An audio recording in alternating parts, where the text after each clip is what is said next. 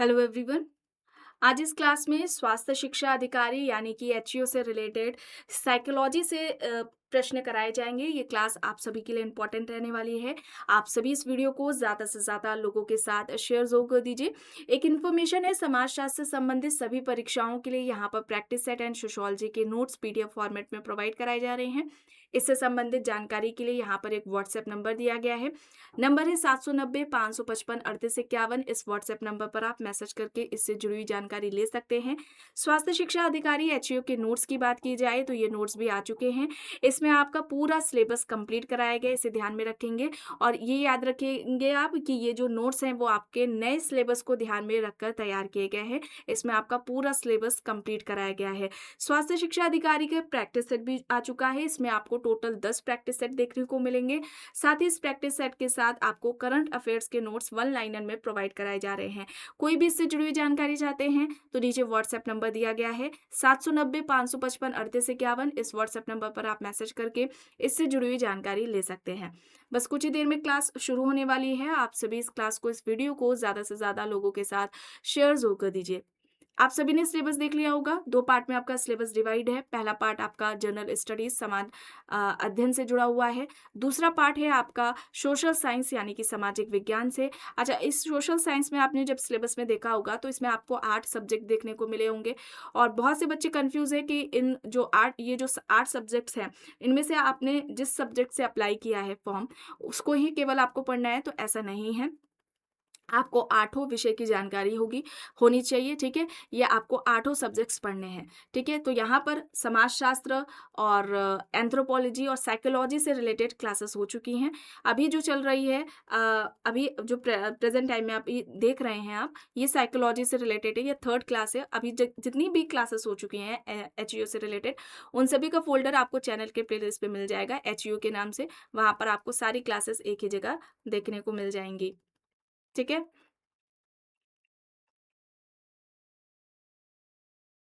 यहाँ तक हो गया था, ठीक है? यहाँ तक हो गया था। चलिए, अब यहाँ से देखिए प्रश्न है, मनोविज्ञान को विज्ञान का दर्जा दिलाने में सबसे महत्वपूर्ण मोड़ कौन-सा था? देखिए विकल्प है अरस्तू द्वारा दर्शन शास्त्र की स्थापना करना, विकल्प बी है 1879 में विलियम वुंट द्वारा लिप्जिंग यानी जर्मनी के लिप्जिंग में प्रथम मनोवैज्ञानिक प्रयोगशाला स्थापित करना, वाटसन द्वारा व्यवहारवाद की घोषणा करना या फिर फ्रायड द्वारा मनोविश्लेषण का प्रतिपादन करना। यहाँ पर आपका सही आंसर क्या हो जाएगा?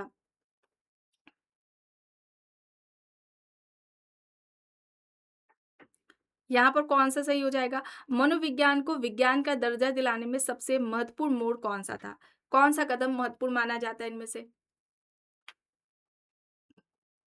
1879 में विलियम वुंड द्वारा जर्मनी के लिप्जिंग में प्रथम मनोवैज्ञानिक प्रयोगशाला स्थापित करना, विकल्प बी। ऑप्शन आपका यहाँ पर बी हो जाएगा सही। प्रश्न है संरचनावाद संप्रदाय के अनुसार मनोविज्ञान की मुख्य विषय वस्तु क्या होनी चाहिए? ऑप्शन देख लेते हैं। व्यवहार के पर्यावरण संबंधी कारक, चेतना के तत्व, अचेतन इच्छाएं, मूल प्रवृत्तियां यहाँ पर दिया गया है।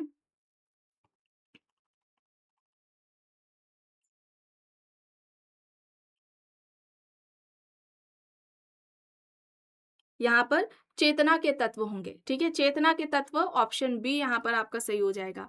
विलियम जेम्स द्वारा प्रतिपादित प्रकारवाद किस बात पर बल देता है? ऑप्शन देखिए, विकल्प ए है चेतना की संरचना क्या है, विकल्प बी मन या चेतना कैसे कार्य करती है और व्यक्ति को पर्यावरण में अनुकूलन में कैसे मदद करती है, केवल शारीरिक अंगों के कार्य या फिर पशुओं की सीखने की क्षमता।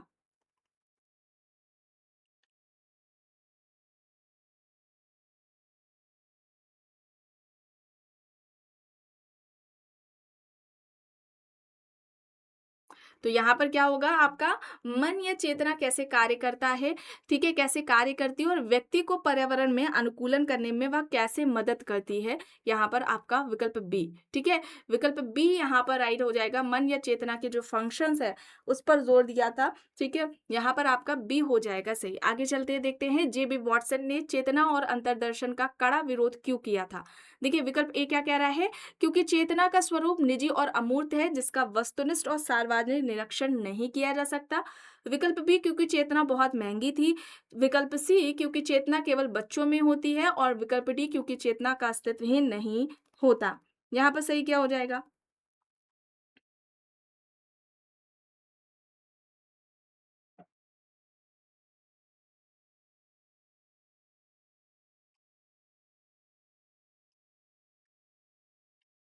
तो यहाँ पर क्या हो जाएगा आपका ऑप्शन ए, ठीक है? विकल्प ए सही है, बी, सी, डी यहाँ पर गलत हो जाएगा, ऑप्शन ए यहाँ पर आपका सही हो जाएगा। प्रश्न है व्यवहारवाद ने मनोविज्ञान के अर्थ को किस प्रकार सीमित या केंद्रित किया? विकल्प ए है उद्दीपक अनुक्रिया के अध्ययन पर, विकल्प बी केवल आत्म साक्षात्कार पर, विकल्प सी आत्मा और ईश्वर के मिलन पर, विकल्प डी सपनों के विश्लेषण पर।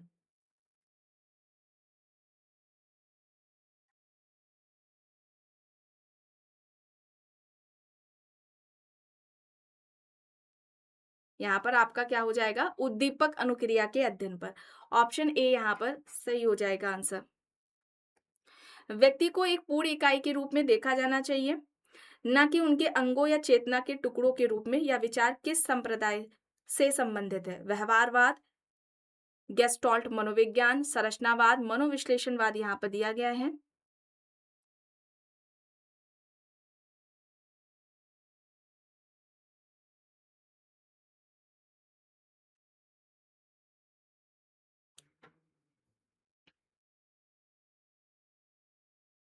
यहाँ पर गेस्टॉल्ट मनोविज्ञान होगा, बी यहाँ पर आपका सही आंसर होगा। सिगमंड फ्रायड द्वारा प्रतिपादित मनोविश्लेषणवाद मानव व्यवहार को समझने के लिए किस पर सबसे अधिक जोर देता है? केवल जागृत चेतना पर, अचेतन मन और दमित कामेच्छाओं पर, पर्यावरणीय पुरस्कारों पर, तर्क संगत चिंतन पर यहाँ पर दिया गया है। सही आंसर यहाँ पर कौन सा ऑप्शन हो जाएगा?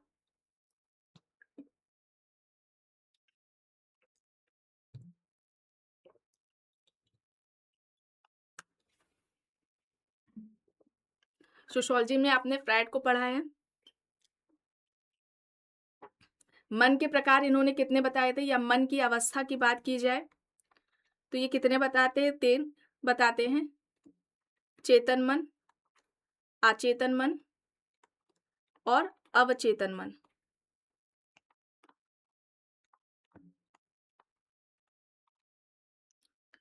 यहाँ पर सही क्या हो जाएगा आपका? ऑप्शन बी अचेतन मन और दमित कामेक्षाओं पर, ऑप्शन बी, ठीक है? विकल्प बी यहाँ पर आपका सही आंसर हो जाएगा।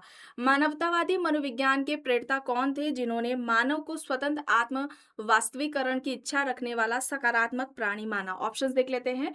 कॉल रोजर्स और Abraham Maslow, B F Skinner, E L Thorndike, Ivan Pavlov यहाँ पर दिए गए हैं।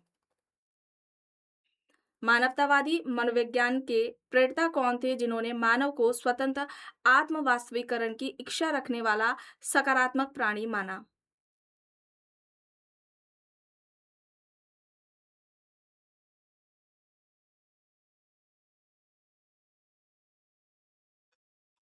यहाँ पर कॉल रोजर्स और अब्राहम मैस्लो हो जाएगा, ऑप्शन ए, ठीक है? ऑप्शन ए यहाँ पर आपका सही आंसर हो जाएगा।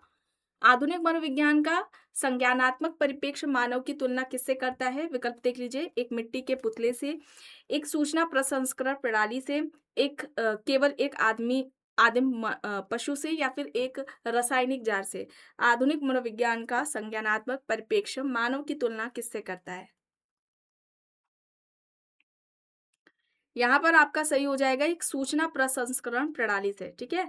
यहाँ पर ऑप्शन बी हो जाएगा सही। ऑप्शन बी यहाँ पर आपका राइट आंसर है। चलिए, देखिए यहाँ पर प्रश्न क्या कह रहा है? स्वास्थ्य शिक्षा अधिकारी के रूप में यदि आप किसी समुदाय में कोविड-19 वैक्सीन के प्रति डर या अफवाहों को दूर करना चाहते हैं, तो आप मुख्य रूप से किस मनोवैज्ञानिक विधि का प्रयोग करके उनके व्यवहार को मॉडिफाई करेंगे? देखिए, ऑप्शंस में क्या दिया गया है? अंतर्दर्शन विधि, दूसरा विकल्प बी में है सामाजिक अधिगम और व्यवहार संशोधन तकनीकें, विकल्प सी प्रयोगशाला प्रयोग, या फिर पशु अनुकूलन यहाँ पर दिया गया है।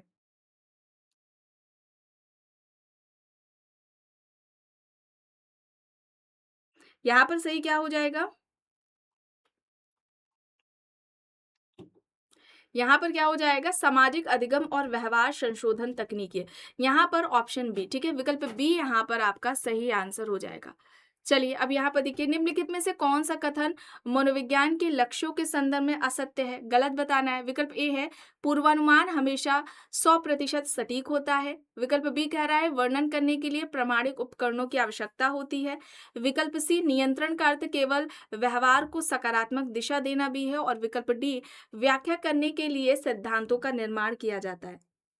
कौन सा कथन मनोविज्ञान के लक्ष्यों के संदर्भ में सही है?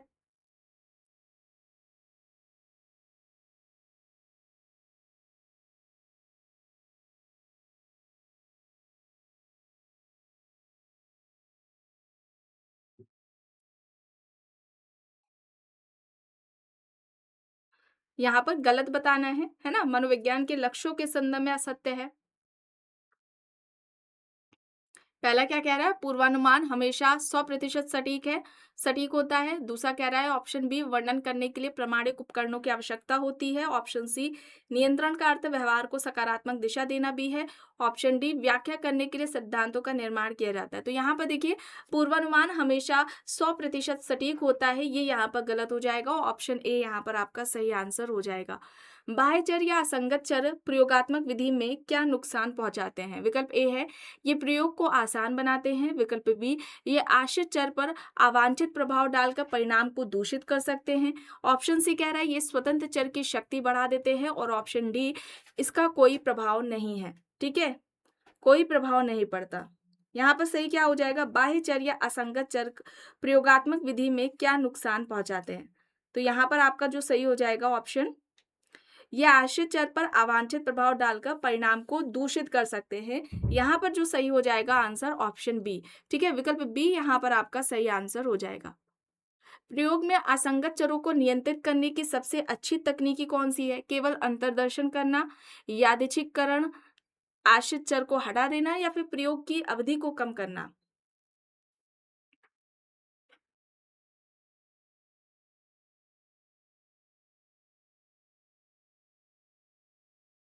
यहाँ पर सही क्या हो जाएगा आपका? यादृच्छिकरण। ठीक है, यहाँ पर बी हो जाएगा। ऑप्शन बी यहाँ पर आपका सही हो जाएगा आंसर। यदि किसी शोध में यह पाया जाए कि दवा की खुराक बढ़ाने से सिर दर्द कम होता है, तो यहाँ दवा की खुराक और सिर दर्द के बीच में कैसा संबंध है? धनात्मक सहसंबंध है, ऋणात्मक सहसंबंध है, कोई सहसंबंध नहीं है या फिर पूर्ण सहसंबंध? यहाँ पर ऑप्शंस दे रखे हैं।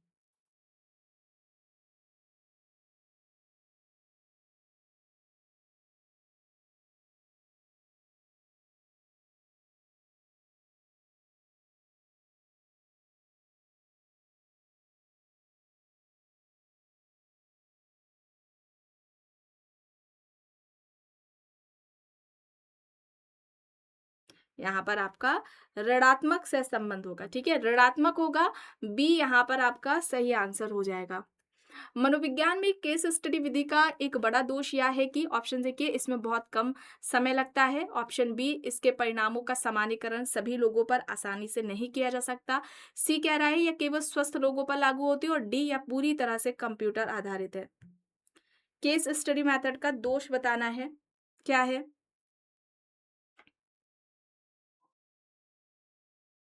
केस स्टडी व्यक्ति, समस्या या किसी वस्तु का समग्र अध्ययन है, गहराई से व्यवस्थित अध्ययन किया जाता है। यहाँ पर क्या हो जाएगा? इसके परिणामों का सामान्यीकरण करना इसके परिणामों का सामान्यीकरण सभी लोगों पर आसानी से नहीं किया जा सकता। ये सभी पर सही तरीके से नहीं लागू होगी। ऑप्शन बी यहाँ पर होगा। ठीक है, विकल्प बी यहाँ पर आपका सही हो जाएगा। प्रश्न है अर्ध प्रयोगात्मक डिजाइन का उपयोग कब किया जाता है? देखिए विकल्प क्या कह रहा है? जब प्रयोगशाला बहुत बड़ी हो, जब नैतिक या व्यवहारिक कारणों से प्रतिभागियों का यादृच्छिक आवंटन संभव ना हो। विकल्प सी जब केवल पशुओं पर प्रयोग करना हो या फिर ऑप्शन डी जब कोई चर ना हो। अर्ध प्रयोगात्मक डिजाइन का उपयोग कब किया जाता है?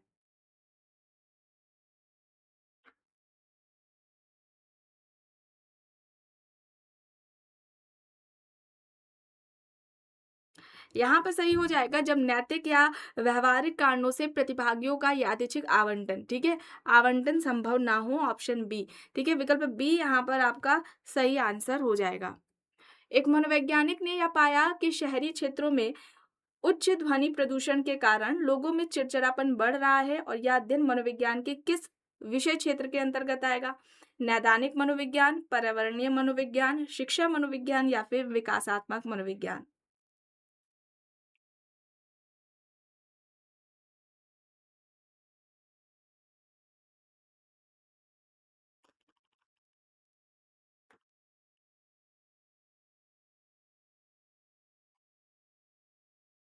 तो यहाँ पर आपका जो होगा वो पर्यावरण मनोविज्ञान होगा, ठीक है? मानव निर्मित या फिर प्राकृतिक वातावरण, ठीक? जैसे कि तापमान बढ़ रहा है, प्रदूषण है किसी तरह का, तो ये हमारे व्यवहार, व्यक्ति के व्यवहार और उसके मानसिक स्वास्थ्य को कैसे प्रभावित करता है, तो ये इसमें हमारा पर्यावरण मनोविज्ञान के अंतर्गत आएगा। बी यहाँ पर आपका सही हो जाएगा आंसर। स्वास्थ्य शिक्षा में मनोशारीरिक सामाजिक मॉडल क्या मानता है? ऑप्शन देखिए। स्वास्थ्य केवल जैविक कारणों से प्रभावित होता है। विकल्प बी कह रहा है स्वास्थ्य और बीमारी जैविक, मनोवैज्ञानिक और सामाजिक कारकों की अंतरक्रिया का परिणाम है। विकल्प सी बीमारी केवल भाग्य से होती है। ऑप्शन डी मानसिक स्वास्थ्य का शारीरिक स्वास्थ्य से कोई संबंध नहीं है।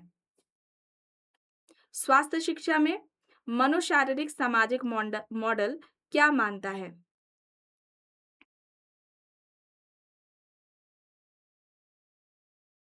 देखिए, पहला ऑप्शन स्वास्थ्य केवल जैविक कारणों से प्रभावित होती है, गलत हो जाएगा। बीमारी केवल भाग्य से होती है, ये भी गलत। मानसिक स्वास्थ्य का शारीरिक स्वास्थ्य से किसी तरह का कोई संबंध नहीं है, ये भी गलत। ऑप्शन बी यहाँ पर सही होगा, स्वास्थ्य और बीमारी जैविक, मनोवैज्ञानिक और सामाजिक कारकों की अंतरक्रिया का परिणाम है। विकल्प बी यहाँ पर आपका सही हो जाएगा आंसर। आंतरिक वैधता से क्या तात्पर्य है? आंतरिक वैधता का अर्थ क्या है? देखिए, विकल्प ए है प्रयोग को बाहर कितनी बार दोहराया जा सकता है। विकल्प बी या निश्चितता कि आश्रित चर में आया बदलाव केवल और केवल स्वतंत्र चर के कारण ही हुआ है। ऑप्शन सी प्रयोगशाला की आंतरिक सजावट। ऑप्शन डी प्रश्नों की कुल संख्या। आंतरिक वैधता से क्या तात्पर्य है?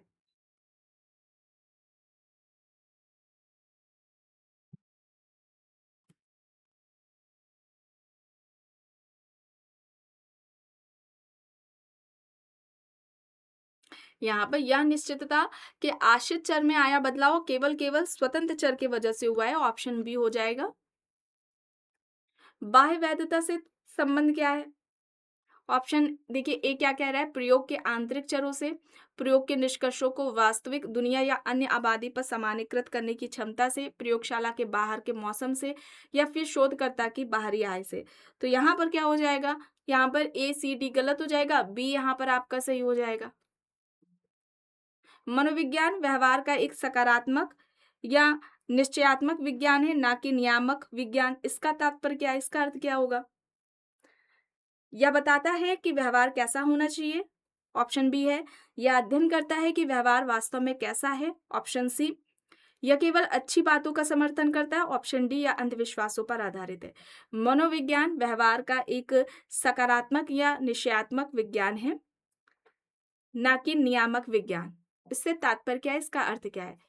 तो यह केवल अच्छी बातों का अध्ययन करता है, गलत। अंधविश्वास पर आधारित है, ये भी गलत है। यहाँ पर ए बी में दोनों में से एक सही होगा और राइट क्या होगा यहाँ पर?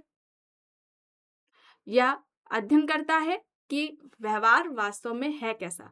तो यहाँ पर आपका ऑप्शन बी हो जाएगा सही। निम्नलिखित में से कौन सा कार्य मनोविज्ञान के वर्णन लक्ष्य को पूरा करता है? आइए ऑप्शन देखिए। अवसाद के लक्षणों की सूची तैयार करना, अवसाद के पीछे के जीन्स का पता लगाना, अवसाद को दूर करने के लिए थेरेपी देना, या फिर यह बताना कि कौन व्यक्ति अगले साल अवसाद का शिकार होगा।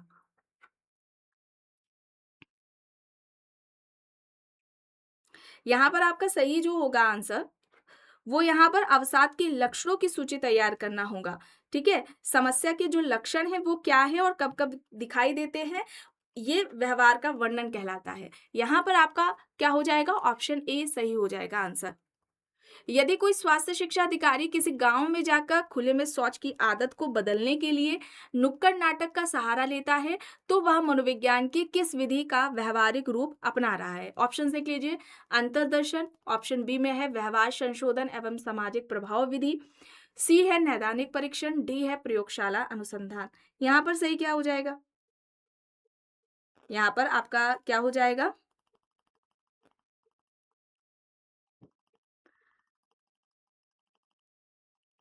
यहाँ पर व्यवहार संशोधन और सामाजिक प्रभाव विधि हो जाएगा। विकल्प बी यहाँ पर आपका सही आंसर हो जाएगा। प्रश्न है डबल ब्लाइंड प्रयोग में शोधकर्ता के किस दोष या पक्षपात से बचा जा सकता है? सांख्यिकी त्रुटि, प्रयोगकर्ता प्रत्याशा पक्षपात, बजट की कमी, यंत्रों की खराबी। डबल ब्लाइंड प्रयोग में शोधकर्ता के किस दोष या पक्षपात से बचा जा सकता है? यहाँ पर सही हो जाएगा प्रयोगकर्ता प्रत्याशा पक्षपात, ऑप्शन बी, ठीक है, विकल्प बी यहाँ पर आपका सही आंसर हो जाएगा। आखिरी प्रश्न है, मनोविज्ञान की साक्षात्कार विधि का मुख्य लाभ क्या है? विकल्प देखिए, ए क्या कह रहा है, यह बहुत कम समय लेती है। ऑप्शन बी, इसमें व्यक्ति के हाव भाव, संवेगों और अनकही बातों का भी गहराई से अध्ययन किया जा सकता है। विकल्प सी, इसके लिए किसी प्रशिक्षण की आवश्यकता नहीं होती। ऑप्शन डी, या पूरी तरह से सांख्यिकी होती है। मनोविज्ञान की साक्षात्कार विधि का मुख्य लाभ क्या है? यहाँ पर क्या होगा? यहाँ पर आपका सही हो जाएगा, इसमें व्यक्ति के हाव-भाव, संवेगों और अनकही बातों का भी गहराई से अध्ययन किया जा सकता है, ऑप्शन बी। विकल्प बी यहाँ पर राइट आंसर हो जाएगा, ठीक है? ऑप्शन बी यहाँ पर आपका क्या हो जाएगा? सही हो जाएगा। तो आज के इस क्लास पे बस इतना ही है। आई होप ये क्लास आपको पसंद आई होगी। अगर पसंद आई है तो प्लीज़ लाइक करिएगा, कमेंट करके ज़रूर बताइएगा। चैनल पर अगर आप नए हैं तो चैनल को भी ज़रूर सब्सक्राइब कर लीजिएगा एंड इस वीडियो को जितना हो सके ज़्यादा से ज़्यादा लोगों के साथ शेयर भी ज़रूर करिएगा।